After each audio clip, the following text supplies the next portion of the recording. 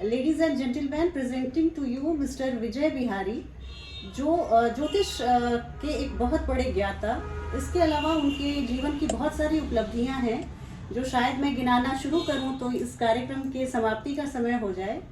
तो आज हम बात करते हैं ज्योतिष शास्त्र से जुड़े कुछ ऐसे प्रश्नों पर जिसके बारे में मुझे जानकारी लेकर बहुत खुशी होगी और मेरा ज्ञानवर्धन होगा। तो सबसे पहले मैं अपने कार्यक्रम में आपका स्वागत करती हूँ। Thank you. श्रीमती किरण बिहारी जी उनकी धर्मपत्नी है, जिन्होंने अपने पति के इस शौक को कायम रखने में बहुत बड़ी भूमिका निभाई है और वो खुद एक ज्योतिष की बहुत जानकार महिला हैं। हम आपका भी स्वागत करते हैं मैम। और आज हम बात कर रहे हैं ज्योतिष के कुछ ऐसे बेसिक क्वेश्चंस की जिसके बारे में स्टूडेंट्स को जानकारी बहुत ज़रूरी है। तो पहला प्रश्न हम पूछेंगे आपसे कि ज्योतिष में हम लोग कुंडली के सेकंड हाउस को धन भाव भी कहते हैं और उसी को एक मारक स्थान भी कहा जाता है। तो जो सेकंड हाउस के लॉर्ड होते हैं विजय बिहारी जी, आप प्लीज बताइए कि वो क्या भूमिका निभाते हैं, धनेश की भूमिका निभाते हैं या मार्केश की? जहाँ तक एस्ट्रोलॉजी का सवाल है, हमें समझना चाहिए कि धनेश और मार्केश में क्या रिलेशनशिप है। ये आपका कहना सही है कि एस्ट्रोलॉजिकली ये सेकंड हाउस जो है वो धन भाव को उजागर करता है। लेकिन हम ये भी जानते हैं कि धन ही कारण होता है मनुष्य के सर्वनाश का। बहुत अच्छी। इसलिए ये जहाँ कहीं भी ये धन से रिलेटेड कोई एस्पेक्ट होता है वो कनेक्टेड होगा ही उसके डिस्ट्रक्शन से। कि तमाम राजा लोगों के विषय में एक दूसरे से लड़ाई होती है, ये धन के लिए ही होता है, ज़मीन के लिए होता है, या इस पर ही वो लड़ाई होती है और ये डिस्ट्रक्शन का कारण होता है। हम महाभारत युद्ध में भी जानते हैं कि वो धन के कारण ही लड़ाई हुई, ऐसे सारे लोगों का सर्वनाश हुआ। तो this is perfectly correct to say that second house is also going to aspect the death भाव। Okay. So you are 100% correct. They both have significant role to play in the second house and as well as the eighth house, which is the house of death. Okay. I think it is clear to you now. 100% sir, 100% it's clear to me. दूसरा प्रश्न हम पूछेंगे, लग्न, पंचम भाव और नवम भाव, ये जो ट्राइन है एक दूसरे से, ये लोग जो सारे ग्रह ट्राइन बनाते हैं, तो पंचम भाव को हम पूर्व जन्म से भी जोड़ के देखते हैं कि पंचम भाव में आपके किसी शुभ ग्रह की उपस्थिति हो या शुभ ग्रह की दृष्टि एस्पेक्ट हो रहा हो तो कहते हैं कि आपके पास लाइफ में आपने अच्छे कर्मा किए थे। और नवम भाव को हम कहते हैं कि आपका अगला जो होगा डेस्टिनेशन, आप जो इस ट्रैजेक्टरी पे चल रहे हैं, हम लोग कॉस्ट्यूम चेंज करते हैं, शरीर बदलते हैं और अपनी यात्रा को जारी रखते हैं, उस पे नवम भाव को देख के भी हम आगे की प्रेडिक्शन करते हैं। तो आपका क्या कहना है? पंचम भाव ये पुत्र कारक भी होता है जी, संतान भाव भी होता है और एजुकेशन जो विद्या का भी कारक होता है। जी बिल्कुल। और दूसरी चीज़ ये है कि केवल अगर पंचम भाव को ही अगर दृष्टिगत रखा जाए तो इसका प्रेडिक्शन पूरी तरह से ठीक नहीं होगा। इसको ये भी देखना है कि पंचम एस्पेक्ट कोई नवम से या किसी शुभग्रह से दृष्ट है या नहीं है। अगर दृष्ट होगी तो उसको वो बल मिलेगा उसके एस्पेक्ट में। अच्छा। अगर विद्या में अगर वो पंचम भाव में कोई शुभग्रह बैठा हो तो ये तो अपना फल दिखाएगा। शुभ ग्रह होने से वो अच्छी शिक्षा उसकी होगी, उसमें उसका रिजल्ट अच्छा होगा, उसका परिणाम अच्छा होगा।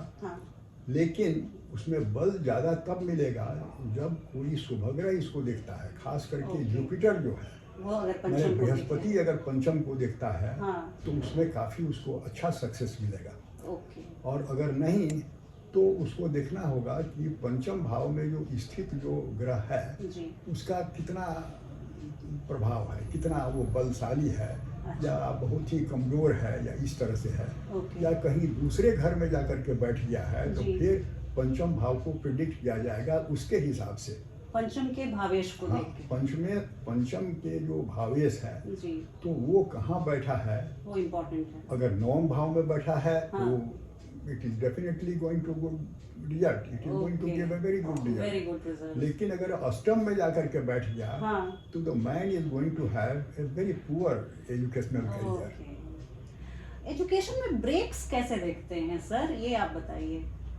जैसे बहुत लोगों ने प्रेडिक्ट किया कि आपने शुरुआती आपकी शिक्षा खंडित हुई थी, शिक्षा में ब्रेक मिला था, आपने ब्रेक लिया था या आप फेल हुए थे, इसको कैसे देखते हैं? देखिए, इसका जो आपने सही तरह से ये समझा है जी, कि कैसे इसका ब्रेक हुआ है किसी के लाइफ में, एजुकेशन में, हाँ, या कैसे उसकी उपलब्धि वो जो चाहता था वैसा नहीं नहीं हुआ है। हुआ। जी, तो फिर वो देखना है कि उसके जीवन काल में हाँ, ये कौन से ग्रह दशा चल रही है। ओके, अगर पंचम स्थित ग्रह है या हाँ। उसका जो स्वामी है, जी, अगर उसकी अगर महादशा चल रही है, दशा चल रही है, जी, जी, तो फिर वो अंतरदशा क्या है, ओके, अंतरदशा या प्रत्यंतर दशा, जी, इसका भी उस पर इम्पैक्ट होगा, इस ठीक पर है। भी उसका फल होगा। जी, तो अगर खुद पंचम घर का हाँ। स्वामी बहुत ही बलशाली है ठीक है, तो उतना मानी नहीं रखता है दूसरे अंतरदशा को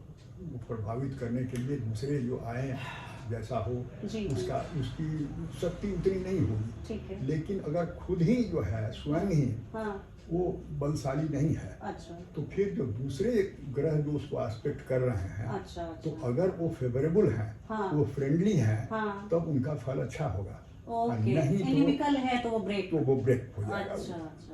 तो प्रेडिक्शन के समय हमें ये देखना है कि जब एनिमिकल प्लैनेट्स की एस्पेक्ट आ रही है तो उस समय हम कह सकते हैं कि बच्चे की शिक्षा बाधित होगी। बाधित हो जाएगी। अच्छा। सर, अगला प्रश्न मेरा है कि जैसे मकर लग्न की कुंडली के लिए स्पेशली मैं ये सवाल पूछना चाहूंगी कि मकर लग्न में उनके लग्नेश और मार्केश दोनों सैटर्न होते हैं, तो इस ऐसे जातकों की कुंडली में शनि की क्या भूमिका रहती है, स्पेशली मकर लग्न के लिए?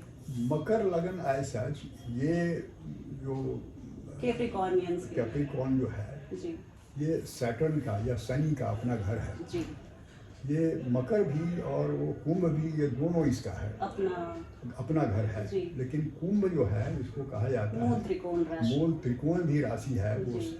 सैटर्न के लिए। जी, अब इसमें सैटर्न को समझना होगा कि सैटर्न का कैरेक्टरिस्टिक अपना कैसा है। ठीक है, मकर जो है ये मटेरियल वर्ल्ड को नहीं ये करता है, ओके, ये इट इज अ मेटाफिजिकल अच्छा, aspect, it gives a lot of metaphysical aspect. Okay, वो जो है आदमी को निर्माण की ओर ले जाने के लिए इसका प्रयत्न होता है। अच्छा, तो ये उसी तरह से ये गाइड करता है, अगर सही तरह से अगर वो बलशाली है, जी, जी, खास करके अगर वो द्वादश स्थान में बैठा है, ओके, तो वो तो आदमी को एकदम से बैरागी के तरह से बना देता है। जी, द्वादश के शनि, द्वादश के शनि जो है संन्यास इस तरह योग। से संन्यास योग जी, जी, करता है आपके जी। टर्मिनोलॉजी। जी, लेकिन अदरवाइज शनि अगर किसी के बलशाली है और जी। दसम स्थान में बैठा हुआ है, हाँ, तो ये काफी उसको तरक्की भी दे सकता है। दसम स्थान में अगर शनि कारक होगा, होते हैं। कारक होते हैं, जी, तो ये बहुत ही प्रॉस्परस होगा अपने लाइफ में, प्रोफेशन में बहुत प्रॉस्परस होगा। जी, अब खास करके कोई भी ग्रह का हाँ, उनके अपनी- दशम में लिब्रा आएगी साइन, लिब्रा लिब्रा में वो एग्जॉल्टेड एग्जॉल्टेड होता जी, है जी, उसका, और फिर मूल त्रिकोण उनका होता है इसी तरह से सेकंड हाउस, सेकंड हाउस हाँ, में। हाँ, तो ये सब देखना होगा केवल कि ग्रह का स्ट्रेंथ पहले बड़ा इंपॉर्टेंट है, ठीक है, और उसके बाद लोकेशन वहाँ कहाँ है, कहाँ जी। स्थित है इस पर है, हाँ, या कौन से ग्रह उसको देख रहा है, इस पर भी इस पर डिपेंड करता है। ओके, क्योंकि हम तो जानते ही हैं कि फैमिली लेवल पर जी, हम देखते हैं क्या कि अपने घर का स्वामी जो है, हाँ, ही लुक्स आफ्टर अपना कभी नाश नहीं करता है, अपना जी। कोई भी उसको बिल्कुल। वो खराबी नहीं चाहता है, उसका नाश नहीं चाहता है। जी, लेकिन अगर वो खुद दूसरे के घर में बैठा हुआ है, हाँ। या अपने एनिमी के घर में बैठा हुआ है, तो जी। वो बहुत निर्बल हो जाता है। ओ, तो इसलिए उसका इम्पैक्ट वो, though he wants to do something good for the जातका, जी। But he won't be He is helpless. He is helpless. Sir, मेरा अगला प्रश्न, जैसे कर्क लग्न की कुंडली है तो उनके सप्तम और अष्टम के स्वामी शनि होते हैं। मैं पुनः शनि पे आऊंगी क्योंकि ये काफ़ी तिलस्मी ग्रह माने जाते हैं, बहुत लोगों में इनका भय सताता है। तो कर्क लग्न में जैसे सप्तम और अष्टम भाव के स्वामी होते हैं शनि, और इन्हें प्रबल मार्केश की संज्ञा दी गई है। तो इसके बारे में आप थोड़ा सा प्रकाश डालें। आप देखिए, पहले तो आपने सही बताया जी कि ये मेटाफिजिकल प्लैनेट हैं। जी जी जी इनकी कैरेक्टरिस्टिक ही बड़ी मेटाफिजिकल है। बिल्कुल। क्योंकि ये कहा जाता है कि शनि की महादशा आती है तो आदमी को एकदम संसार से वो विरक्त कर देता है, विरक्त कर देता है, उसको किसी चीज़ में इंटरेस्ट नहीं रह जाता है वर्ल्ड में। क्योंकि अब देखिए, ये कहा जाता है ना कि ये सन के भी पुत्र हैं। हाँ, और सबसे दूर सौर मंडल के सबसे दूर अंधेरे में, ठंडे में वो अलग थलग हैं। इसका मतलब है कि मैटेरियलिस्टिक वर्ल्ड से वो अलग थलग ही हैं। इसलिए कहा जाता है कि जब शनि की महादशा आती है तो आदमी में, उसके जीवन में ये वैरागी भाव आने लगता है धीरे धीरे। तो अगर बहुत ही प्रॉस्परस है अपने बिजनेस में भी, लेकिन अगर ऐसा आ गया तो फिर उसको मन में होता है कि what for I am doing all that. तो he will try to transcend all that and he will try to follow his lord's characteristic. He will like to follow that. अच्छा, seclusion, अपनी कंपनी एंजॉय करना, practicing some metaphysical practices or some kundalini शक्ति जागृत करना, and all those things he will try to be encouraged for. तो ये सब समझना होगा। अब अगर शनि अगर अच्छा होता है तो मटेरियल वर्ल्ड में वो बहुत कुछ दे भी सकता है। कहते हैं कि पुष्टे खाती है। शनि जो देते हैं वो पुष्टे खाती है, लिमिटलेस होता है जी। लेकिन इसमें समझने वाली बात है कि तब तक खाती रहेगी जब तक कि उसके लॉर्ड के कैरेक्टरिस्टिक को वो फुलफिल किया जाएगा। अगर उसको वो चाहता है क्या कि आदमी ऑनेस्ट हो, ग्राउंडेड हो, शोशेबाजी में ना रहे, शो में नहीं रहे, और दूसरी चीज उसको भगवान में उसको आस्था हो। अच्छा। कि जो कुछ हमने प्राप्त किया है वो भगवान का ही दिया हुआ है, हमारा कुछ भी नहीं है अपना। तो जब तक उसमें थोड़ा ईगोलेसनेस की भावना नहीं आएगी तब तक शनि उतना अच्छा फल नहीं देगा। लेकिन अगर वो बहुत ईगो आने लगेगा तो फिर शनि का उतना फेवरेबल जो है इंटरेस्ट नहीं देगा। अगर कोई बेईमानी से पैसा कमाने लगेगा तो Shani is not going to help him. हाँ, तो इसलिए ये सब चीज़ों को प्रेडिक्शन के पहले समझ लेना होगा कि जो जातक की कुंडली जिसको हम देख रहे हैं उसकी कैरेक्टरिस्टिक क्या है, क्या उसका कैरेक्टरिस्टिक। तो सर, ये कर्क लग्न के लिए कैसे रहते हैं शनि? आप मान जाइए सप्तम और अष्टम के स्वामी होके कहीं भी बैठे हो, पंचम भाव में, कर्क जो है, कर्क चंद्रमा का ये है, चंद्रमा का जी। तो चंद्रमा देखिए क्या है, हम लोग मेटाफिजिक्स में या फिलोसॉफिकल लाइफ में समझते हैं कि चंद्रमा ये मन का कारक है। तो मन कभी भी शांत नहीं रहता। अच्छा। मन की ये कैरेक्टरिस्टिक ही है। बिल्कुल बिल्कुल। व्हाट इज मन? It is a bunch of thoughts. बस ए बंच ऑफ थॉट्स। वो सारा हमने जो कुछ किया है वही मन है। इसे कहता है कि इसका आदमी का तो बड़ा इंटेलिजेंट है, मन बहुत ही तेज है। इसका मतलब है he has acquired so many thoughts by studying, by interacting with people and all those. तो इसलिए चंद्रमा के साथ इसका रिलेशनशिप इतना कंफर्टेबल नहीं है। वो है मेटाफिजिकल प्लान, ये है मटेरियल प्लान। तो इसलिए दोनों में उतना रिलेशनशिप अच्छा एनर्जी का क्लैश होगा। हाँ, क्लैश का होगा। तो इसमें समझना होगा अगर दोनों को कंफर्टेबल बनाना है तो इसके लिए चंद्रमा का स्वामी कौन है? लॉर्ड शिवा। लॉर्ड शिवा वो चंद्रमौली उनका नाम ही है। तो अगर चंद्रमा को अगर करना है तो फिर तो लॉर्ड शिवा की आराधना करनी होगी। वो अगर चाहेंगे तो वो तो लॉर्ड शिवा इज कैप्टिवेटिंग चंद्रमा, तो वो जैसा चाहेंगे वो करने लगेगा चंद्रमा। तो शिव का अगर आराधना किया जाएगा तो चंद्रमा का अगर एस्पेक्ट ठीक नहीं है तो दैट कैन इम्प्रूव फेवरेबली। एक प्रश्न चलते चलते सर से पूछती हूँ स्टेलियम के बारे में। किसी भी एक भाव में अगर 3 या 4 ग्रहों की युति हो जाए, कंजंक्शन हो जाए, तो उसको कैसे उसकी फलित हम लोग कैसे करते हैं, प्रेडिक्शन उसकी कैसी करनी चाहिए? ये प्रश्न भी आपका काफी इंटरेस्टिंग महत्वपूर्ण है।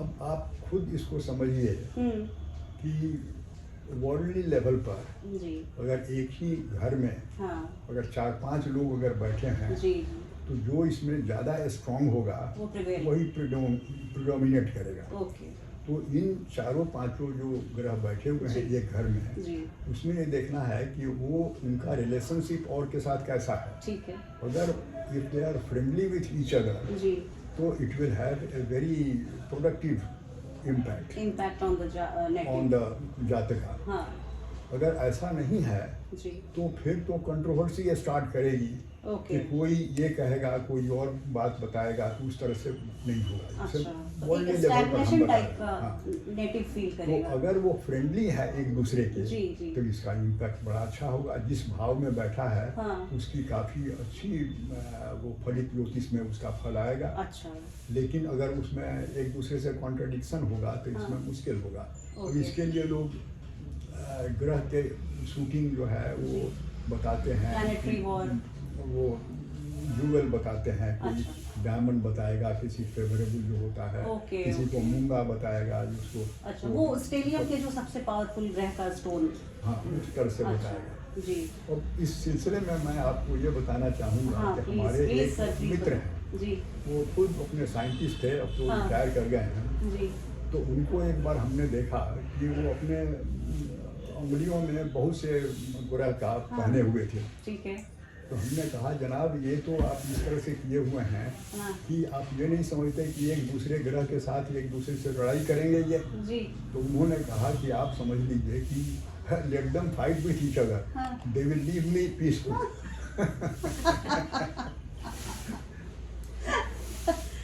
Beautifully said sir. एक और मैं प्रश्न जानना चाह रही थी कि जैसे स्टेलियम बनता है जब बहुत सारे ग्रहों की, तो उसमें एक सूर्य जरूर होते हैं क्योंकि, और मर्क्यूरी और वीनस 45 डिग्री से ज़्यादा नहीं जा पाते हैं, तो इनकी बहुत महत्वपूर्ण भूमिका होती है किसी भी स्टेडियम में। मैंने जितना जो चार्ट्स देखे हैं उसमें सूर्य बुध और शुक्र तो होते ही हैं, फिर कोई आ गया। इसमें एक मैं प्रश्न और पूछना चाहती हूँ कि अगर लग्न या लग्नेश राहु केतु एक्सिस पे आ जाएं तो उसका कैसे हम लोग फलित करते हैं, वो क्या उसका राइट मेथड होना चाहिए प्रेडिक्शन का? राहु एक केतु तो आप एक्सिस पे देखिए राहु और केतु के बीच में अगर जो सारे प्लेनेट आ जाते हैं हाँ वो तो तो बहुत ये गड़बड़ है। काल सर्प योग के तरह से जाना जाता जी है। जी जी तो इसका मतलब है कि कितने भी अच्छे ग्रह के प्रभाव हों, हाँ लेकिन अगर इस पोजीशन में आ जाते हैं तो काल Restrict सर्प योग में जी तो वो फलित उतना नहीं होते। ठीक है इसलिए अच्छे भी अगर वो कारक हैं हाँ तो उनका बड़ा न्यून हो जाता है, बहुत ही रिड्यूस हो जाता है ओके पावर। ओके इसलिए राहु केतु के बीच में ये सब होना जी ये कोई अच्छा फल का द्योतक नहीं है। अच्छा मैंने अच्छा इसलिए ये अगर योग नहीं है, सब सारे बिखरे हुए हैं प्लैनेट, फिर भी अगर लग्न या लग्नेश हमारे राहु केतु एक्सिस पे आ जाता है तो उसको कैसे हम प्रेडिक्शन करेंगे? देखिए कोई राहु और केतु जो है जी ये कोई ऐसा भी नहीं समझना चाहिए कि ये बहुत डैमेजिंग है या ओके। बड़ा वो हानि करने वाले हैं। जी लेकिन ये डिपेंड करता है कि वो हमारा लगन किस प्लैनेट से एस्पेक्ट कर रहा है। अच्छा अगर वो किसी अच्छे बेनिफिशियल वो प्लैनेट है, जी जी कोई शुभ ग्रह है हाँ और उसका स्ट्रेंथ अगर अच्छा है हाँ तो फिर इनका इम्पैक्ट बहुत कुछ कम हो जा सकता है। ओके अच्छा नहीं अगर होगा तो अगर उसका लग्नेश खुद ही बहुत वीक है हाँ। तब इसका अपना प्रभाव पूरा होगा। अच्छा अच्छा बहुत अच्छी जानकारी दी सर ने आज हमें ज्योतिष को समझने में जानने में बहुत इससे मदद मिलेगी, और मेरे साथी जितने भी स्टूडेंट्स हैं उनके लिए भी ये वीडियो बहुत मददगार साबित होगा, उनके एजुकेशन को आगे परसू करने के लिए, ज़्यादा क्लैरिटी लाने के लिए। चलती हूँ इसी तरह के और रोचक ज्योतिष संबंधी चर्चा को सुनने के लिए, जानने के लिए मेरे चैनल से आप जुड़े रहें। आज की वीडियो में बस इतना ही। आपसे पुनः भविष्य में जल्दी भेंट होगी, तब तक के लिए आज्ञा दें। जय हिंद, जय भारत। Thank you.